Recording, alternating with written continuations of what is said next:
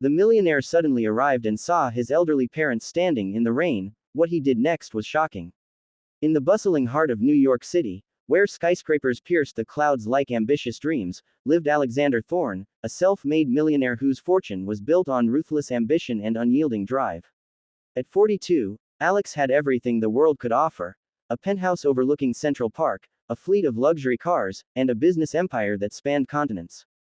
But beneath the polished facade of success lay a void, a forgotten past he had buried under layers of wealth and indifference. Alex had grown up in a modest suburb of Philadelphia, the only child of Harold and Evelyn Thorne. Harold was a factory worker, his hands calloused from decades of labor, while Evelyn taught piano lessons to neighborhood kids, her gentle melodies filling their small home with warmth. They had sacrificed everything for Alex: extra shifts to fund his college tuition, skipped vacations to buy him books, and quiet pride as he climbed the corporate ladder. But as Alex's star rose, his visits home dwindled. Calls became texts, texts became emails, and eventually, silence. He told himself they understood. After all, he sent money every month, wired directly to their account. What more could they need? It was a stormy October evening when fate pulled Alex back to his roots. A last-minute business deal had fallen through in Philadelphia, leaving him with an unexpected free night. Irritated by the delay, he decided on a whim to drive to his parents' old house.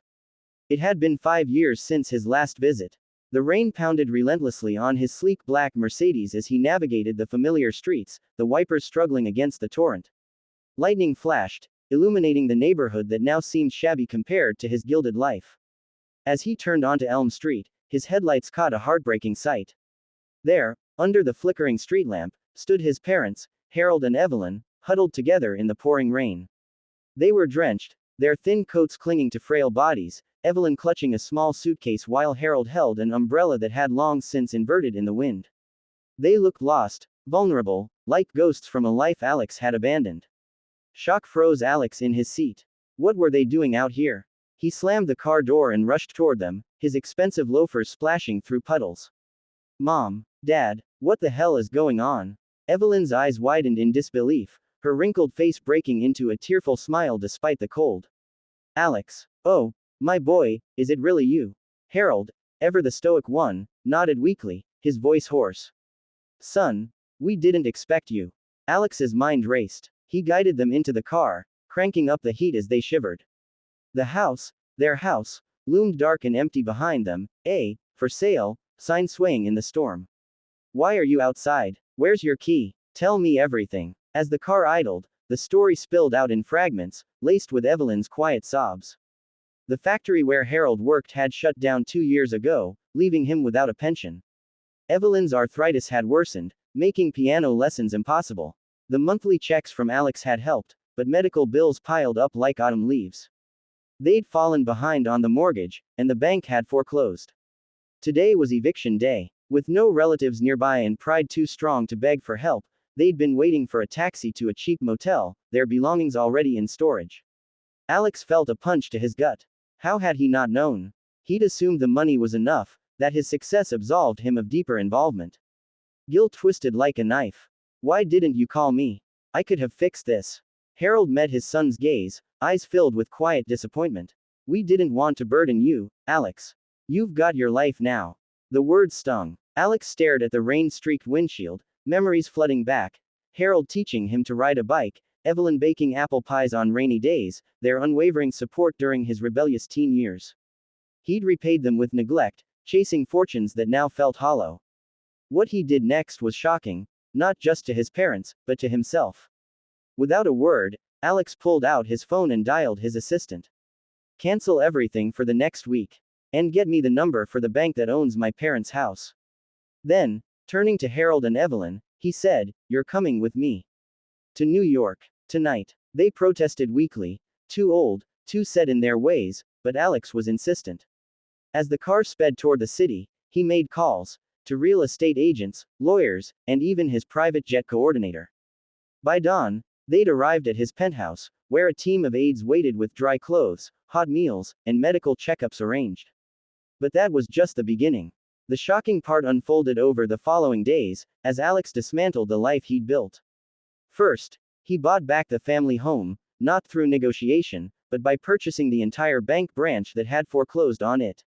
In a boardroom filled with stunned executives, Alex signed the papers, his voice cold. "This house belongs to my parents. And effective immediately, your predatory lending practices end here." The media caught wind, dubbing it the Millionaire's Revenge, but Alex didn't care about headlines. He renovated the house top to bottom, turning it into a sanctuary with accessibility features for Evelyn's arthritis and a workshop for Harold's long-forgotten woodworking hobby. Yet, the true shock came when Alex announced his resignation from Thorne Enterprises. In a viral press conference, he stood before flashing cameras and declared, "I've spent my life building an empire, but I forgot the foundation, my family. Effective today, I'm stepping down to focus on what matters." Gasps rippled through the room. Stock prices plummeted. Colleagues called him insane. But Alex was unmoved. He liquidated assets, selling off yachts, vacation homes, and chunks of his portfolio, to fund a new foundation, the Thorne Family Initiative, dedicated to helping elderly parents abandoned by successful children.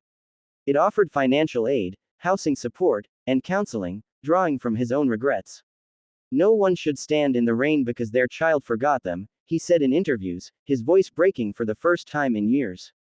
Back in Philadelphia, Alex moved in with his parents temporarily, relearning the rhythms of family life. Mornings were spent sipping coffee with Harold, discussing old baseball games. Afternoons, he helped Evelyn in the garden, her laughter echoing as they planted flowers. Evenings brought stories, Evelyn recounting Alex's childhood antics, Harold sharing wisdom from his factory days.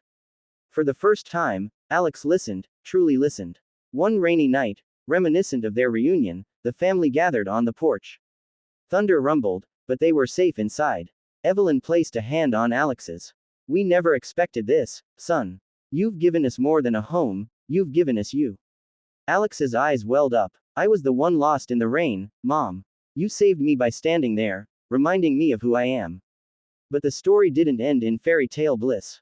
The shocking transformation rippled outward, inspiring change. Alex's former rivals reached out, some mocking, others admiring. One competitor, moved by the tale, donated millions to the foundation. Strangers shared their own stories online, sparking a national conversation about filial duty in a success-obsessed world. Yet, challenges arose. Harold's health declined, a heart condition from years of stress. Alex, now hands-on, navigated hospital visits and treatments, his wealth ensuring the best care. Evelyn worried about Alex's sacrificed career, but he reassured her, "This is my new empire, one built on love, not money." In quieter moments, Alex reflected on the man he'd been: distant, driven, empty. The rain that night had washed away his illusions, revealing the fragility of life and the power of redemption. He wrote letters to old friends, mended broken relationships, and even volunteered at shelters, his designer suits replaced by simple jeans. A year later, on a crisp autumn day, Alex stood at the foundation's inaugural gala. Hundreds attended: beneficiaries, donors, media. Harold, frail but proud, gave a speech. "My son thought wealth was power. But true power is in the heart, the choice to turn back, to lift those who lifted you." Evelyn, beaming beside him, added, "We're just grateful for the rain that brought him home." As applause thundered, Alex felt a profound peace. His shocking actions had not only saved his parents but redeemed his soul. In a world of fleeting fortunes, he had discovered enduring wealth, family, forgiveness, and the courage to change. The end wasn't an end, but a beginning. Alex's story spread like wildfire, touching hearts globally. Families reconciled, policies shifted toward elder care, and one millionaire's impulsive drive through the rain became a beacon of hope. What he did next wasn't just shocking, it was transformative, proving that even in the storm of life, redemption waits for those brave enough to embrace it.